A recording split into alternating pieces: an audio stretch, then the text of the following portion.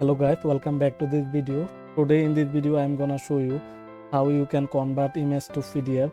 So it's very easy. First open your browser and then here search for Google Doc.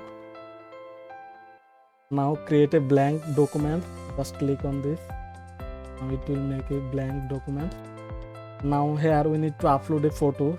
So for that go to your desktop and here click and drag it and place it here. Now it will be automatically uploaded.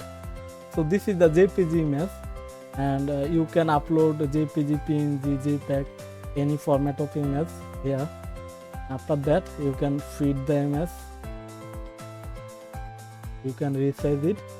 After resizing down, then on the top left corner here you can see files. Just go to files and scroll down and here you can see download. Just hover on the download option and on the right side here you can see a pop-up and here you can see PDF document.pdf. Okay, just click on this. Now it will be download the PDF format. So this image converted with PDF format. So it's downloaded. Now let's go to our downloaded document and open the document. Now you can see this is PDF. So this is how you can convert image to PDF.